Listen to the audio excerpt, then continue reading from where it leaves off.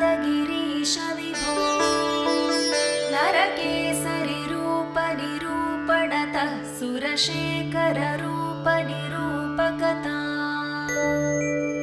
गमयन् शमयन् नरलोकरुचं विजयी भवयादगिरीश विभो जनताभिमतार्पणशीलपते भवभीतसमुद्धरनैकमते सुरनायकनायकलोकपते विजयी भवयादगिरीश विभो नरलोकभयानकरूपमिदं प्रतितं रचयन् नरलोकभिया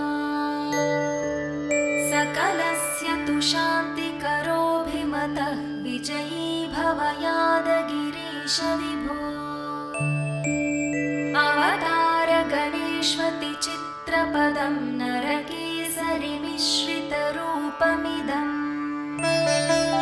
प्रकटीकुरुते घटिते घटनां तव दिव्यविधां नरसिंह विभो करुणाकलया किल लोकमिदं सकलार्थसमृद्धिरमाभरणम् कलयञ्जनिकारणकारणभो विजयी भवयादगिरीश विभो पिता श्री नृसिंह विभुः श्री नृसिंह गतिश्री नृसिंह धनं श्री नृसिंहः भजे श्री नृसिंहं भजे श्री नृसिंह नृसिंहं भजे यादशैलीशमीशम् न मे ज्ञानमात्यन्तिको भक्तिभावः न मे साधुचर्या त्वमेवासि सर्वम् न मे ज्ञानमात्यन्तिको भक्तिभावः न मे साधुचर्या त्वमेवासि सर्वम् इतीवापि विश्वास ऐषः त्वदीय त्वदीयोऽप्यहं सर्वमेवं त्वदीयम् त्वदीये समस्ते मदीयत्वभावात् चिरात् संहृतात् मोहितो नाथ सत्यम् इदानीं तु लक्ष्मी ससेवा विशेषात् निरस्तं हि मे मोहजातं समस्तम् अजानता मया नाथ जन्मकोटिशतैरपि कृतानि सर्वपापानि क्षन्तव्यानि दयामय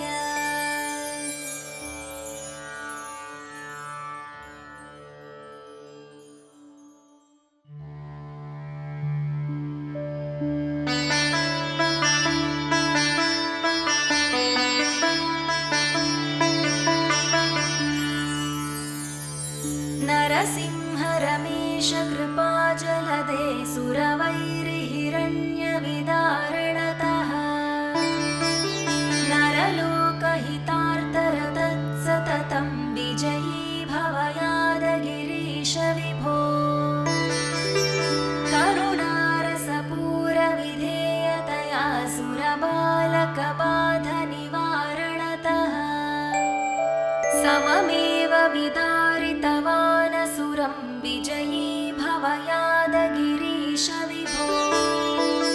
नरकेसरिरूपनिरूपणतः सुरशेखररूपनिरूपकता गमयन् शमयन् नरलोकरुचं विजयी भवयादगिरीश विभो जनताभिमतार्पणशीलपते भवभीतसमुद्धरनैकमते सुरनायकनायकलोकपते विजयी भवयादगिरीश विभो नरलोकभयानकरूपमिदं प्रतितं रचयन् नरलोकभिया सकलस्य तु शान्तिकरोऽभिमतः विजयी भवयादगिरीश विभो अवतारगणेष्वति चित् चित्रपदं नरकेसरिमिश्रितरूपमिदम् प्रकटीकुरुते घटिते घटनां तव दिव्यविधां नरसिंह विभो करुणाकलया किल लोकमिदं सकलार्थसमृद्धिरमाभरणम् कलयञ्जनिकारणकारण भो विजयी भव यादगिरीश विभो पिता श्री नृसिंह विभुः श्री नृसिंह गतिः श्री नृसिंह धनं श्री नृसिंहः भजे श्री नृसिंहं भजे श्री नृसिंह नृसिंहं भजे यादशैलीशमीशम् न मे ज्ञानमात्यन्तिको भक्तिभावः न मे साधुचर्या त्वमेवासि सर्वम् न मे ज्ञानमात्यन्तिको भक्तिभावः न मे साधुचर्या त्वमेवासि सर्वम् इति वापि विश्वास ऐषः त्वदीयः त्वदीयोऽप्यहं सर्वमेवं त्वदीयम् त्वदीये समस्ते मदीयत्वभावात् चिरात् संहृतात् मोहितो नाथ सत्यम्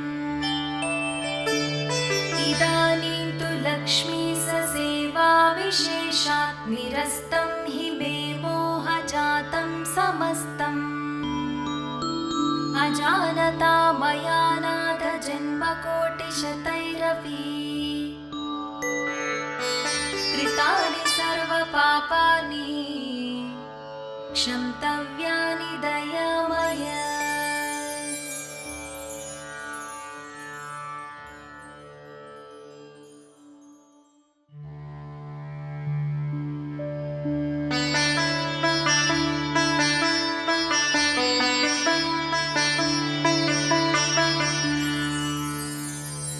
नरसिंह रमेश कृपाजलदे सुरवैरिहिरण्यविदारणतः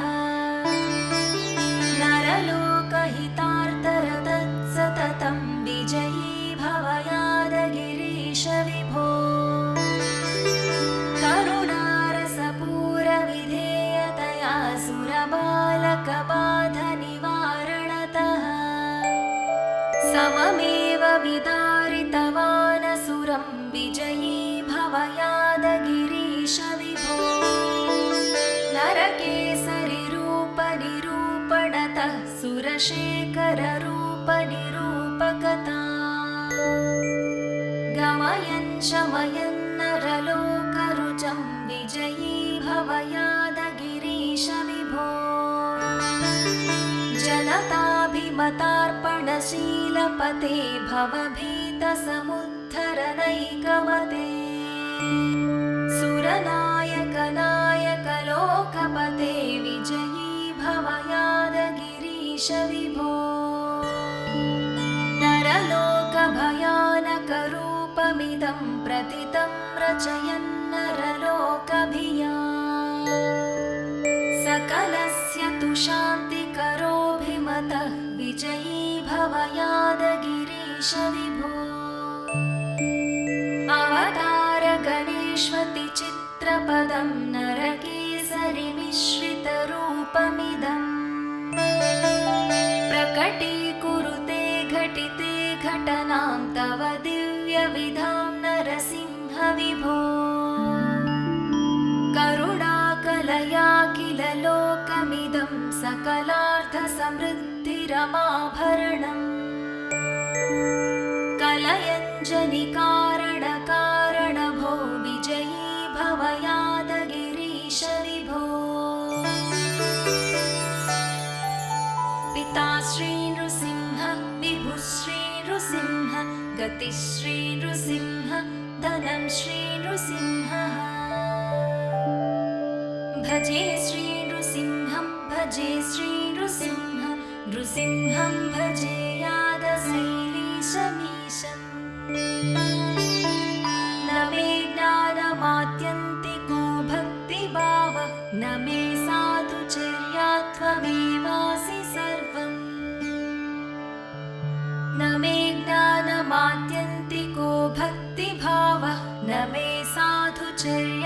सर्वमेवासि सर्वम् इति वापि विश्वास ऐषः त्वदीय त्वदीयोऽप्यहं सर्वमेवं त्वदीयम् त्वदीये समस्ते मदीयत्वभावात् चिरात् संहृतात् मोहितो नाथ सत्यम् इदानीं तु लक्ष्मी सेवा विशेषात् निरस्तं हि मे मोहजातं समस्तम् अजानता मया नाथ जन्मकोटिशतैरपि कृतानि सर्वपापानि क्षन्तव्यानि दयामय।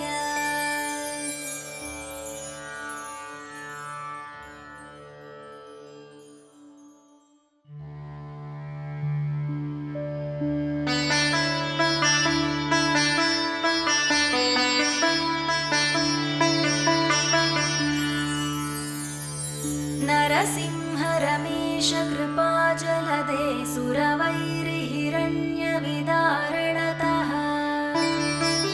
नरलोकहितार्थरतत्सततं विजयी भवयादगिरीश विभो करुणारसपूरविधेयतया सुरबालकबाधनिवारणतः सममेव विदारितवानसुरं विजयी भवयादगिरीश विभो नरकेसरिरूपनिरूपणतः सुरशेखररूपनिरूपकता गमयन् शमयन् नरलोकरुचं विजयी भवयादगिरीश विभो जनताभिमतार्पणशीलपते भवभीतसमुद्धरनैकमते सुरनायकनायकलोकपते विजयी भवयादगिरीश विभो नरलोकभयानकरूपमिदं प्रतितं रचयन् नरलोकभिया सकलस्य तु शान्तिकरोऽभिमतः विजयी भवयादगिरीश विभो अवतारगणेष्वति चित्रपदं नरकेसरिमिश्रितरूपमिदम् प्रकटीकुरुते घटिते घटनां तव दिव्यविधां नरसिंह विभो करुणाकलया किल लोकमिदं सकलार्थसमृद्धिरमाभरणम् कलयञ्जनिकारणकारणभो विजयी भवयादगिरीश विभो पिता श्रीनृसिंह विभुः श्रीनृसिंह गतिः श्रीनृसिंह धनं श्रीनृसिंहः भजे श्रीनृसिंहं भजे श्रीनृसिंह नृसिंहं भजे यादशैलीशमीशम् न मे ज्ञानमात्यन्तिको भक्तिभावः न मे साधुचर्या त्वमेवासि सर्वम् न मे ज्ञानमात्यन्तिको भक्तिभावः न मे साधुचर्या त्वमेवासि सर्वम् इति वापि विश्वास ऐषः त्वदीय त्वदीयोऽप्यहं सर्वमेवं त्वदीयम् त्वदीये समस्ते मदीयत्वभावात् चिरात् संहृतात् मोहितो नाथ सत्यम् इदानीं तु लक्ष्मी सेवा विशेषात् निरस्तं हि मे मोहजातं समस्तम् अजानता मया नाथ जन्मकोटिशतैरपि कृतानि सर्वपापानि क्षन्तव्यानि दयामय।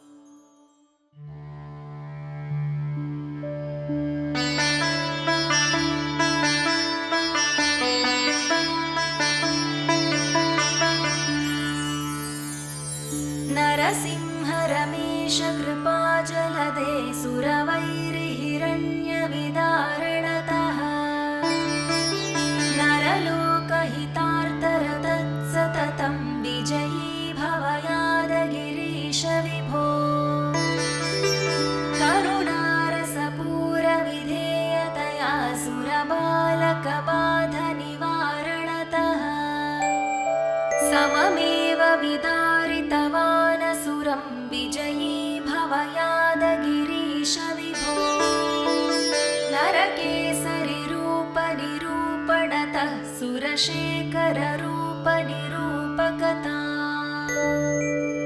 गमयन् शमयन् नरलोकरुचं विजयी भव यादगिरीश विभो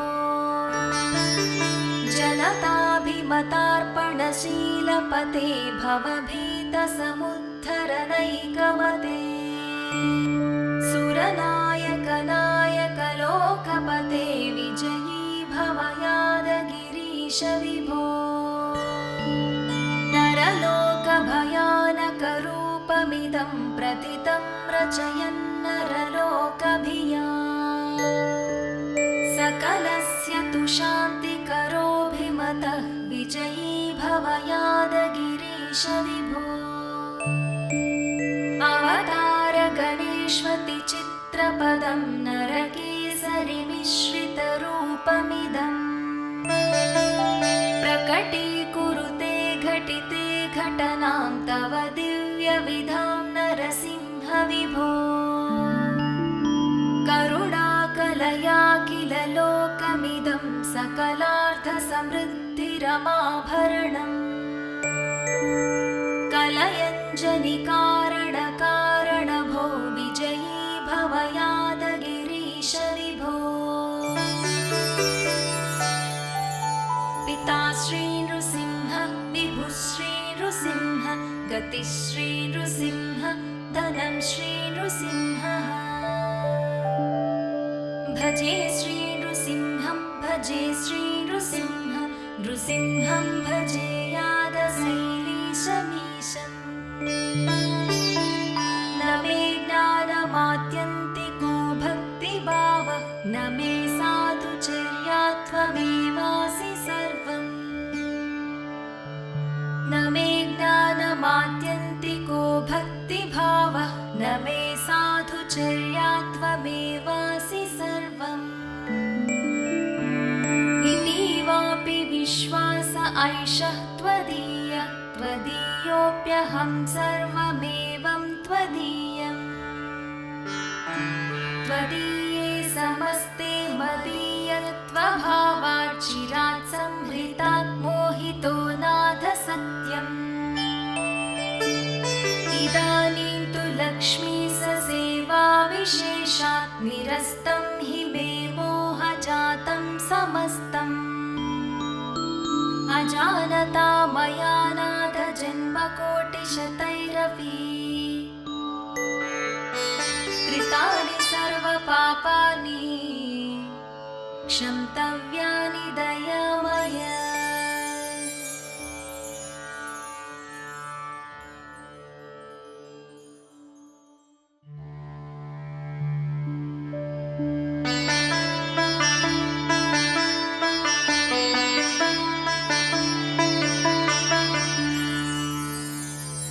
नरसिंह रमेश कृपाजलदे सुरवैरिहिरण्यविदारणतः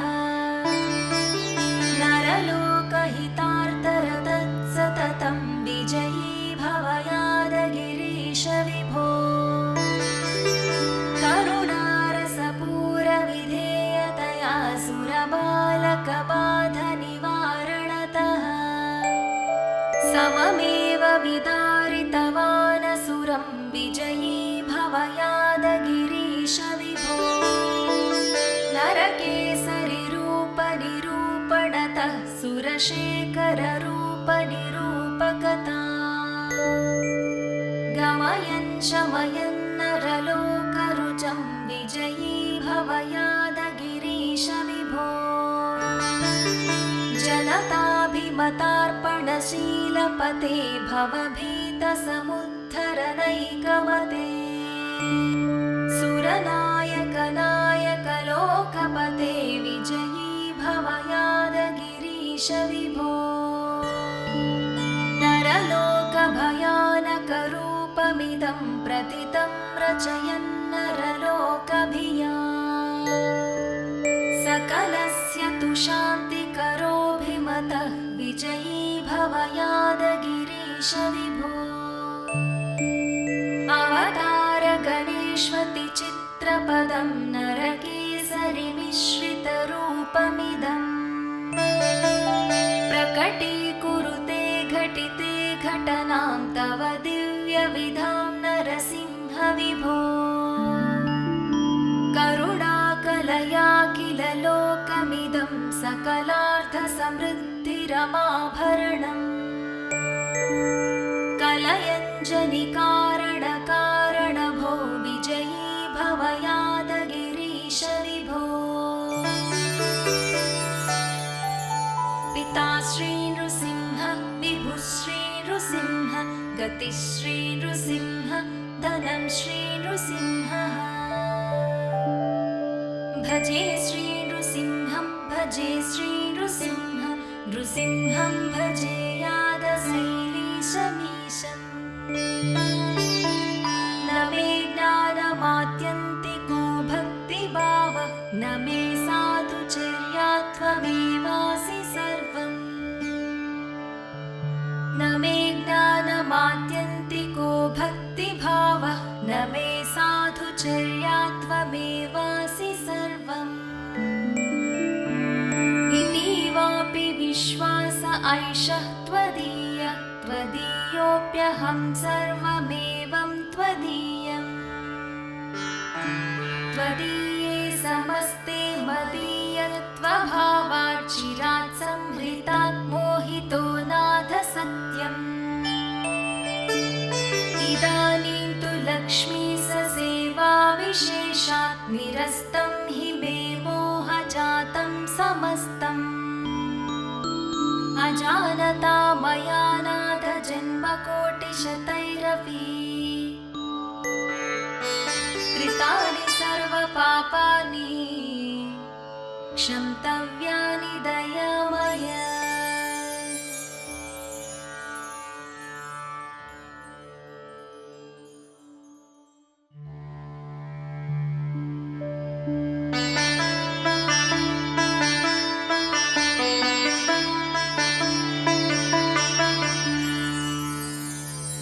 नरसिंह रमेश कृपाजलदे सुरवैरिहिरण्यविदारणतः नरलोकहितार्थरतत्सततं विजयी भव यादगिरीश विभो करुणारसपूरविधेयतया सुरबालकबाधनिवारणतः सममेव विदारितवानसुरं विजयी भव यादगिरीश विभो नरकेसरिरूपनिरूपणतः सुरशेखररूपनिरूपकता गमयन् शमयन् नरलोकरुचं विजयी भव यादगिरीश विभो जनताभिमतार्पणशीलपते भवभीतसमुद्धरनैकमते सुरनायकनायकलोकपते विजयी भव यादगिरीश विभो नरलोकभयानकरूपमिदं प्रतितं रचयन् नरलोकभियाम् सकलस्य तु शान्तिकरोऽभिमतः विजयी भव यादगिरीश विभो अवतार गणेष्वति चित्रपदं नरकेसरिमिश्रितरूपमिदम्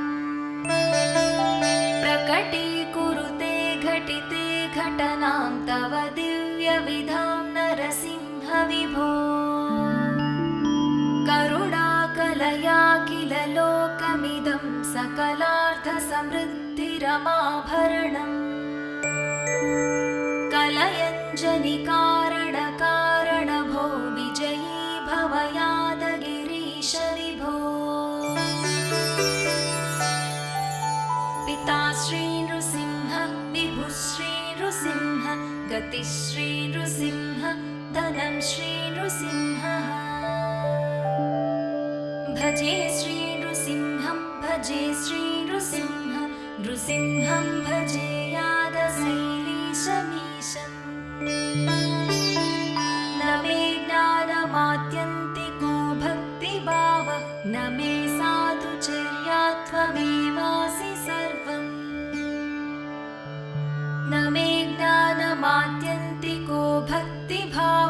न मे साधुचर्या त्वमेवासि सर्वम् इति वापि विश्वास ऐषः त्वदीयोऽप्यहं सर्वमेवं त्वदीयम् त्वदीये समस्ते मदीयत्वभावात् चिरात् संहृतात् मोहितो नाथ सत्यम्